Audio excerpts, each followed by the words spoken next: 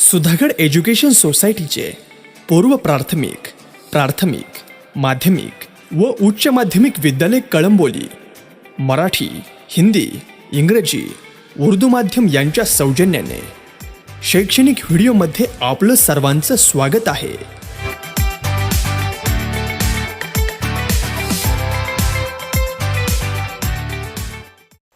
Hello, good morning students. So today we are going to continue the electrical properties. Yesterday we have seen the basic idea, conductors, insulator and semiconductors. So here the scale for conductivity of solid is given. According to this scale, so this portion 10 raised to minus 20 per ohm per meter to 10 raised to minus 10 per ohm per meter. If electrical conductivity, then these all are insulators. They are insulators. So from 10 raised to minus 6 to 10 raised to 4 per ohm per meter, if electrical conductivity is there, then this material is called as semiconductor, and from 10 raised to 4 to 10 raised to 7 per ohm per meter, if electrical conductivity is there, then it is, that material is conductor. Now behind this conductivity of metals, or behind this insulator, semiconductor or conductor of metals, one band theory is there. So it is conceptual theory or hypothetical part to understand. So according to this theory, we can explain very well about insulators, semiconductors and conductors. So let us see this band theory. What is this band theory? See, when large number of atoms are present in close proximity, close vicinity with each other, the atomic orbitals of metal forms molecular orbitals. These molecular orbitals are so close in energy to each other that they forms bands.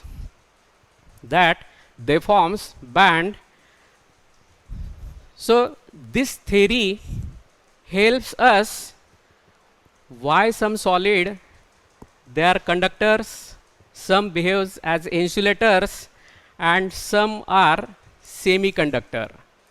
So about this theory we will take the idea by the help of this figure. Now in this figure, first we have consider single sodium atom, atomic number 11, configuration 1s2, 2s2, 2p6, 3s1, the last valence electron present in the 3 shell, but third shell has empty 3p and 3d orbitals also. So if we consider single atom 1s, 2s, 2p, and this is 3s orbital, and 3p, 3d orbitals are above because they are vacant. So actual electrons are present here.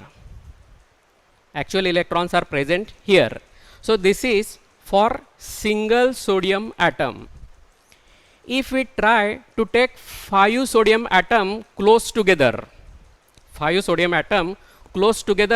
what will happen? See, 5 sodium atoms with multiple energy levels in this molecular orbital which are very close in energy. So when they form their molecular orbital, these 3s and 3p, for 5 atoms they come very close with each other. Here for single atom, and here it is for 5 atoms, group of 5 sodium atoms we have taken. But here in this third example, if 1 mole of that atom is taken, that is 10 raised to 23 atoms are kept very close with each other, then their molecular orbital when formed then their energy comes so close that it forms energy bands. So here for single atom orbital picture we have shown by taking total 5 atoms, the energy levels 3s and 3p, these are empty and these are valence, last electrons present here, so they are very close with each other. But when 1 mole of substance is taken, 10 raised to 23 particles, atoms of sodium, when comes close together, then their energy level does not remains as energy level. They forms their bands. They forms their bands. So these are the bands. Valence band means actual electrons are present in these bands, and here these are the conduction bands. So empty orbitals where no electrons, where no electrons. So this is actual theoretical part. It has no experimental proof. So try to understand this concept. So here when large number of particles come close together in the vicinity of each other, in proximity with each other, then they forms bands.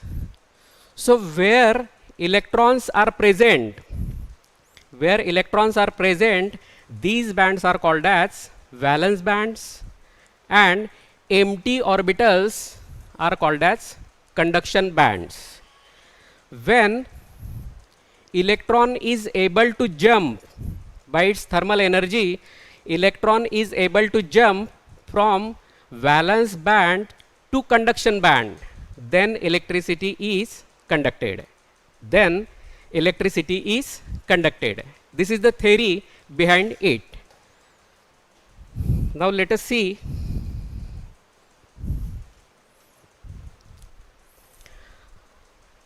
now according to band theory, when electron jumps from valence level to higher level of energy, then it can conduct electricity. Means from valence band to conduction band, empty band.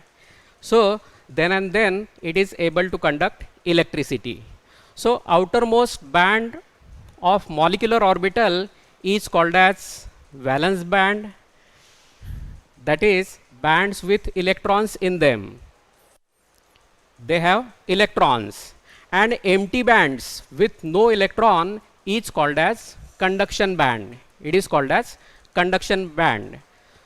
Valence band electrons required the energy to jump in conduction band. From valence band, they needed certain amount of energy. By using thermal energy, they can jump from valence band to conduction band. And if it is possible, then they can conduct electricity. So the same theory behind the electron C theory, which gives us idea the electrical conductivity of metals. Now here see, more the gap between conduction band and valence band, more energy is required to electron to conduct the electricity. If the gap is very small or partially overlap, then the electrons easily pass from valence band to conduction band and electricity is conducted. If the band gap is very large, then electrons are unable to jump from lower level valence band to conduction band. So it is impossible, so electricity cannot be conducted. If the band gap, conduction band and valence band gap is very small, then they can jump, or very few electrons can jump and conduct electricity. So by this we can explain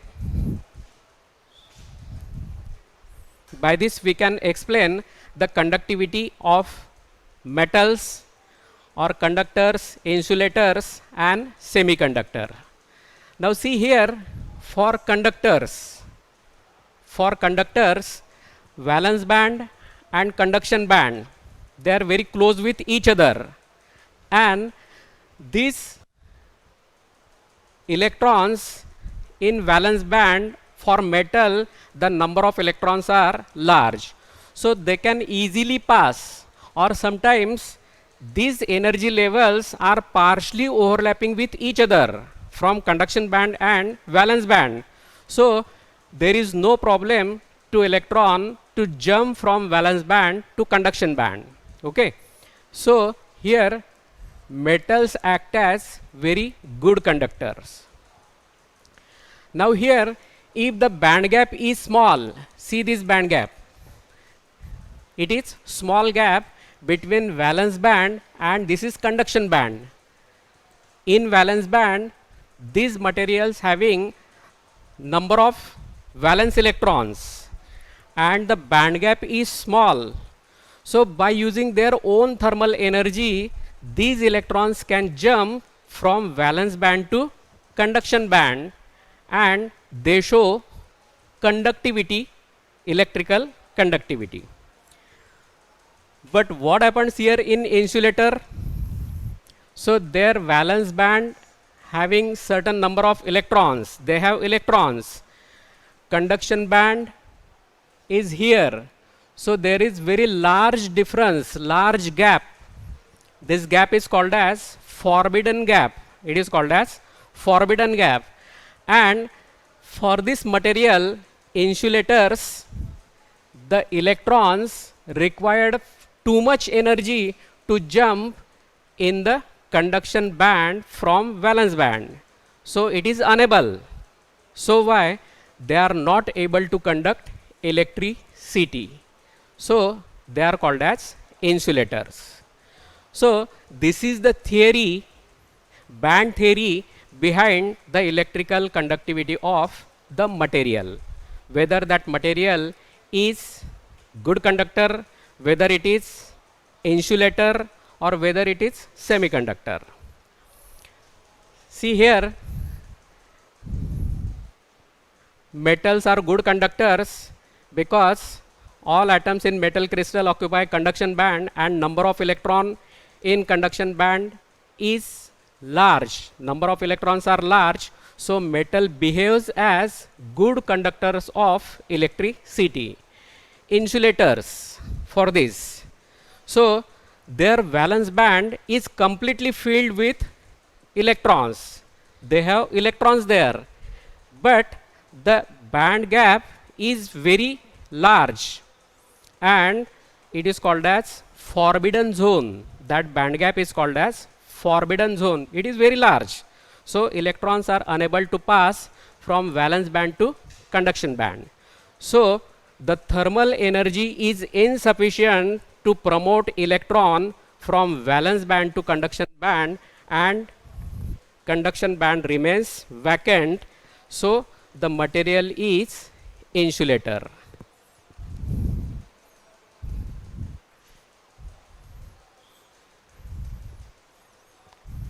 And semiconductor. So valence band is filled with electron and conduction band is empty. The energy band gap is very small than that of insulator. So electrons are easily jump. So what is given here? These few electrons which are able to jump in conduction band means these electrons are free to move and conduct the small amount of energy. The number of electrons which are passing from valence band to conduction band, these number of electrons are very small, very little number. So very little amount of electricity can be conducted. So the electrical conductivity of semiconductor increases with increase in temperature, and more electrons with sufficient energy get promoted in conduction band and they can conduct electricity. So semiconductors are insulators or bad conductors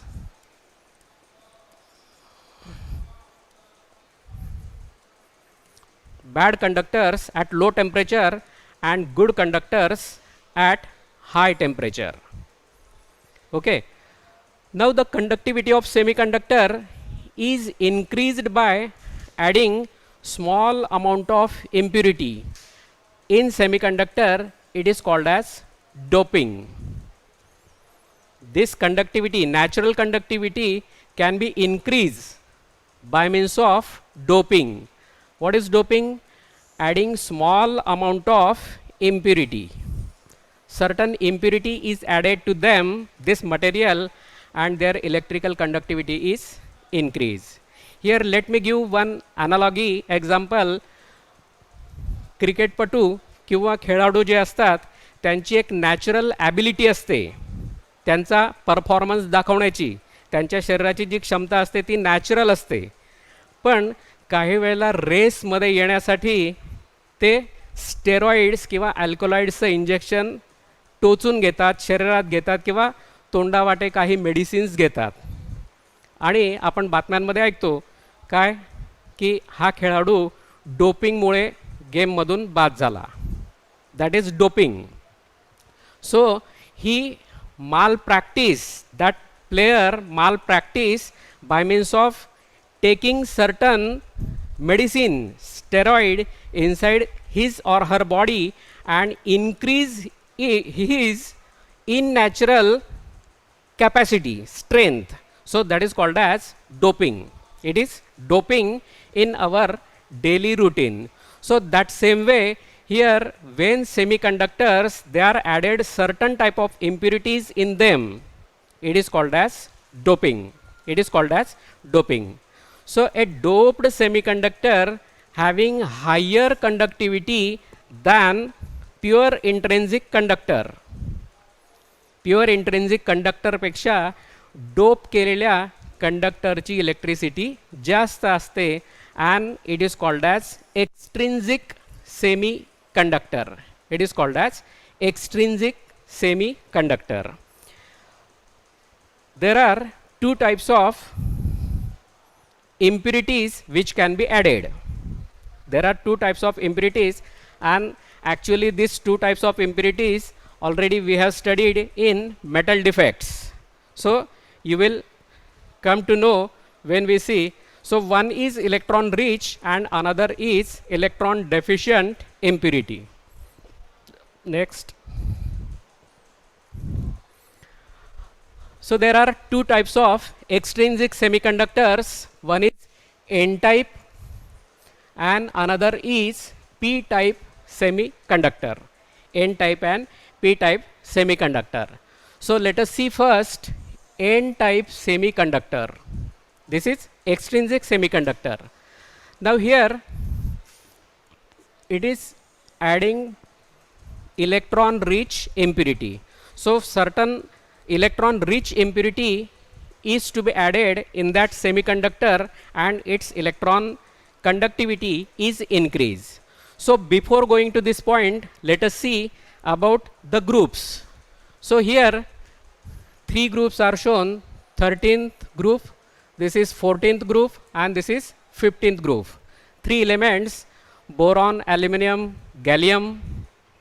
14th group, carbon, silicon, germanium. And here 15th group elements are nitrogen, phosphorus and arsenious. Basically these are metals and these are non-metals. In between these are semiconductors. These are semiconductors. Silicons and germanium are semiconductors. And here in this last column their number of valence electrons are shown.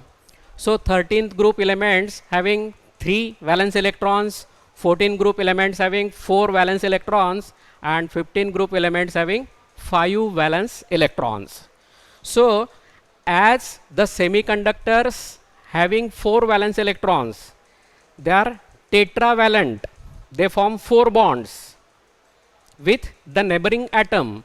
But here if electron rich impurity like as phosphorus, arsenious is added, is doped in this silicon or silicon or germanium, what will happen? Let us see here. So silicon germanium belongs to group 14 and has 4 valence electrons. They form 4 covalent bonds. If some atoms with 5 valence electrons, like as arsenious, phosphorus, added to this silicon or germanium, what will happen? See here, arsenious is added. Arsenious belongs to 15th group having 5 unpaired electrons. So total 4 electrons of this arsenious will engage in 4 covalent bond formation. So this electron form covalent bond with silicon, electron with silicon, bond with silicon, this electron with silicon bond, and 4th electron with this silicon form covalent bond. But it has total 5 unpaired electrons. So this electron is surplus electron, excess electron. This electron is excess. Got it? So we have taken the semiconductor of silicon, and one silicon is displaced by arsenious. Arsenious having total 5 valence electrons. Out of 5, 4 electrons are engaged in forming 4 covalent bonds, and one surplus electron left behind. Okay. So these 5 electrons in their outermost shell, 4 electrons of arsenious out of 5 forms 4 covalent bonds with neighboring silicon, or it may be germanium, and one surplus electrons left over with arsenious. It acts as delocalized or free electron. Delocalized means it is not belongs to any positive ion of the metal. So it is free to move everywhere in the conduction band, and it can conduct electricity. It can conduct electricity.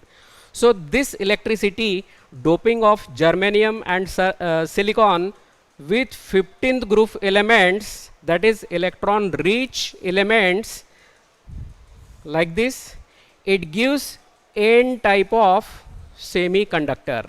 It gives N type of semiconductor, where N stands for negative charge, because electrons having negative charge.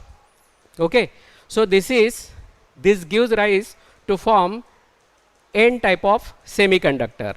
The intrinsic semiconductor is now converted into N type of semiconductor. Why N type? Because we have doped in that semiconductor the electron rich impurity of arsenious. Got it? So it is N type of semiconductor. Next. Now P type of semiconductor. It is exactly opposite. Now we are adding electron deficient impurity. Electron deficient impurity. Electron deficient means, so it has total 3 valence electrons. It is electron deficient, having 1 electron less than the required. So it is called as electron deficient impurity. Let us take here example of germanium conductor, semiconductor. Now some germanium atoms are replaced with indium, boron, or aluminum. So these all are belongs to 13th group element, and 13th group elements having 3 valence electrons only. Is it right?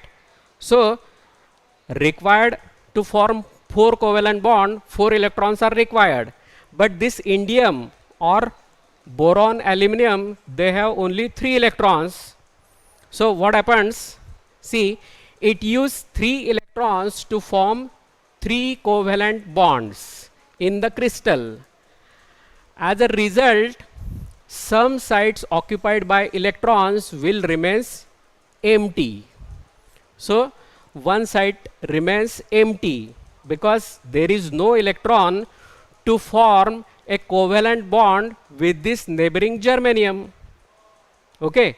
So it remains positive hole. It is called as positive hole. Lack of electron, deficiency of electron is known as positive hole. So out of 4, only 3 electrons are participating in bond formation. So one place remains vacant. Vacant place means it is called as positive hole. It is called as positive hole. Now it gives rise to form the positive hole. When electric field is applied to this semiconductor, when electric field is applied, the valence electron of adjacent germanium gains sufficient energy and to move in the positive hole. So this electron jumps here in this positive hole and new positive hole is formed here. New positive hole is formed here. Again, the neighboring germanium electron jumps in this hole and new positive hole is formed here. Got it?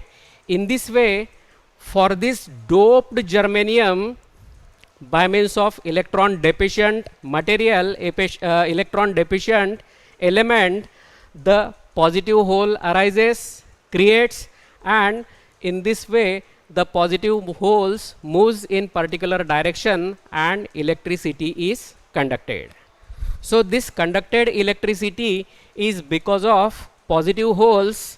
It is called as P type of semiconductor. P means positive. Okay, so P type of semiconductor. Let me show you here N type and P type of semiconductors. So in N type of semiconductor, negative and positive terminals of electric field, these electrons are flowing from negative to positive terminal. But what happens in P type semiconductor? The positive holes moving in opposite direction. So electron jump at their site and new positive hole creates at the site of original site of electron. Again, the neighboring electron jumps into this hole and positive hole shifted to this side. Okay, so in this way, movement of positive hole in one particular direction and generates the P type of semiconductor. Okay, so this is the theory behind this electrical conductivity.